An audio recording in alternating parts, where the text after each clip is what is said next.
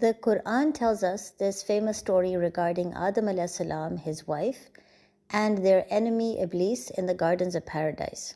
And according to the story, Adam alayhi salam and his wife were told by God that they can go anywhere they want in the gardens, they can eat and drink and just be happy, enjoy themselves, but there is one tree they cannot approach.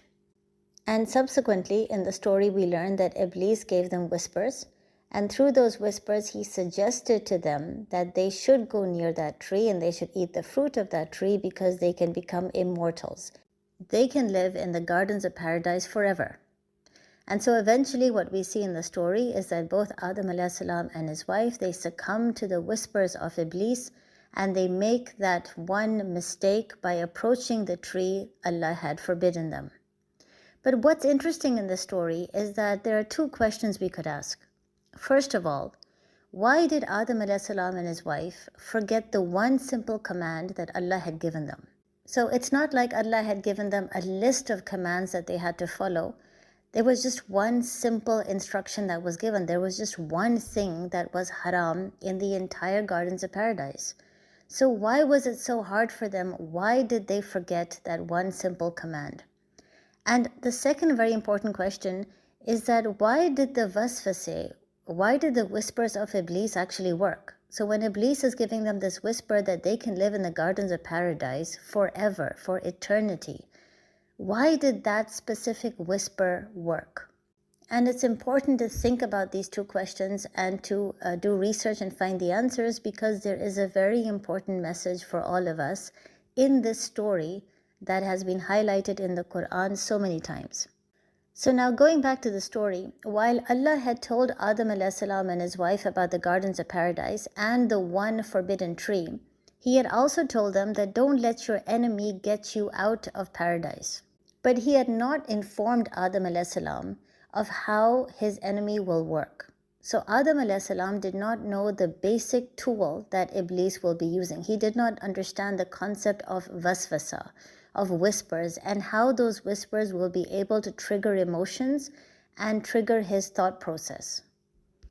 And this was precisely the test. This was the exact reason that this demonstration was being done, so that Allah could teach Adam alayhi salam that this is how your enemy works. And now meanwhile, Iblis is thinking of what kind of whispers he can give Adam alayhi salam and his wife to encourage them to go near the tree. And in doing so, Iblis realizes that man's greatest dream is to live a life of eternal bliss, to live a life where you can get whatever you want, whenever you want, and always be happy. So Adam alayhi salam and his wife are already living that kind of life in the gardens of paradise. But Adam alayhi salam knows that he has not been created to live a life of bliss in paradise. He was created, he was given a nafs, he was given a ruh, so he could go down to the earth and be a khalifa. So he knew that he cannot be in this garden of paradise forever. And this is exactly what Iblis took advantage of. So Iblis came up with a waswasa that was designed to tell Adam alayhi salam that if you go near that forbidden tree, if you eat the fruit of that forbidden tree, you can actually become immortal. You can become like the angels and you can stay in this place, in this kingdom forever. You can have a life of eternal bliss and eternal happiness. Now, of course, first of all, we have to remember Adam alayhi salam at this point, he's not a prophet, he's not a khalifa. Because you are a khalifa, you are a prophet down on the earth. You are not a khalifa, you are not a prophet up in the heavens.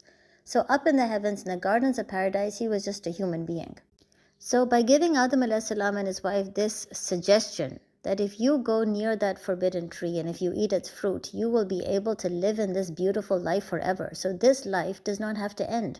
This amazing time that you are having here in the gardens of paradise does not have to end. You can have this life forever. And what it did was it triggered their curiosity, and it triggered that one dream that every human being has, which is to have a life of eternal happiness and for that life to never end. And this, giving this kind of a dream to Adam alayhi salam and his wife, that is what built their curiosity. And so eventually they started to think about it, and they started to go closer and closer to the tree not with the intention of going near it, not with the intention of eating the fruit of that forbidden tree, but just the curiosity that let's just go see where it is, what kind of tree is it, how different is it from the other trees, what is so special about the area where this tree actually is. That curiosity started to be built inside them, and it was fueled by the greed of being able to live in this amazing paradise forever. And of course, when they were near the tree, it was right in front of them. At that point, the mistake was made. They were not able to control themselves. They ate the fruit of the forbidden tree. It was not a deliberate intention to go against Allah's command, but at that point, they simply forgot. They forgot what Allah had told them. The temptation was so strong, the need and the desire for being able to attain that dream of eternal happiness, that was so strong that they just were not able to control themselves. So therefore, the mistake was made. And what this teaches us is that Iblis doesn't have to make you do the sin. Iblis's job is just to get you close enough to the sin. Once you're close enough to it, the nafs, the greed, the emotions, desires, they become so strong that they take over, and it becomes virtually impossible for insan to be able to control himself at that time. Iblis's job was done the minute Adam a.s. and his wife decided to go closer and closer to that tree, and then they came very, very near to it. At that point, his job was done because he did not have to tell them to now go ahead and eat the fruit. That was inevitable. When the sin, that temptation is so close and it's so attractive, then committing the crime becomes almost inevitable. Now the question we could ask is, how does this relate to us? Does Iblis not give us the exact same kind of whispers? The fact that we all are chasing a career, chasing a job, chasing to get as much money as we possibly can. The fact that we keep telling ourselves we have to maximize happiness, maximize profit, maximize satisfaction. Are these not the exact same kind of whispers that Iblis is giving us because we ultimately are chasing that same dream? To be able to live a life where you can get whatever you want, whenever you want. There are no hurdles, there are no obstacles. You have all the money in the world. You can buy the most beautiful house, the most beautiful car. You can wear the best kind of clothes. You can have whatever it is that you desire, and nothing should be haram for you. You should be able to satisfy whatever desires it is that you have. That is the kind of life that we all want to live. And that is the exact kind of wasfah that Iblis gives us, which is why we are chasing dunya as much as we can. We are chasing that perfect life, that perfect job, trying to maximize the amount of income that we can get. We don't like to be told that we are transgressing Allah's boundaries. We don't like to be told what is haram because we are desperate to attain that dream. It's the exact same waswasa. And that is the reason why we fear the future so much. That is why we get so depressed if we don't get the perfect job, if we don't get the kind of salary that we were hoping for, if we don't get the perfect grades, because we see that beautiful dream slowly being taken away from us. And besides this, we could of course ask the other question that, okay, if the waswasa worked in this specific manner, why did Adam a.s. and his wife forget the one command of Allah that was so simple and easy to remember? And the answer to that is because he was living a life of bliss. He was living in paradise. There were no tests and hardship. There was no difficulty. When there is a difficulty, when there is a calamity, that's when we suddenly stop and we start asking the more important questions. We start asking Allah, Allah, why did you do this to me? Allah, what is the reason that I'm even here?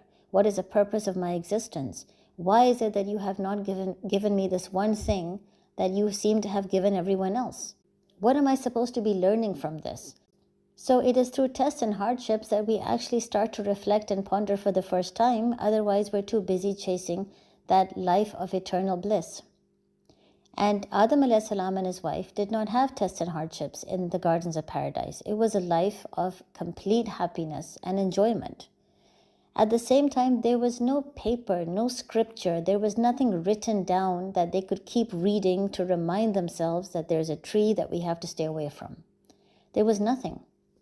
And thirdly, there was no intermediary who came to warn them. So as they're getting closer and closer to that tree because of curiosity, Allah could have sent an angel to inform them that what you're doing is wrong. You're getting too close to that tree. Don't forget the one command that I gave you.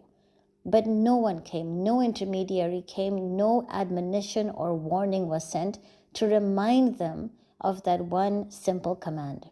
And so this is the reason why for us living here on this earth, Allah knows that the waswasa of shaitan is going to be the same.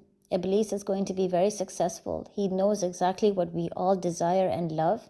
He knows how to trigger our emotions, trigger greed and curiosity. And so to help us, Allah has first of all ensured that we will face multiple tests and hardships in our lives. And that's why in the hadith, Allah tells us that if He loves you more, He will send you more tests, because these are more wake-up calls that are designed to remind us that this life is just a life of delusion. We were not put here on this earth to chase this dunya and to make this life into a life of bliss.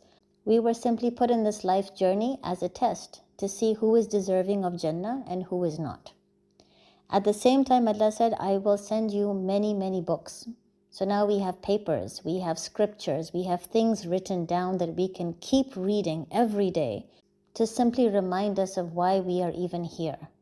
And the fact that this life is not a reality. Reality is the fact that we will be standing in the court of Allah on the Day of Judgment, answerable for everything that we did here on earth.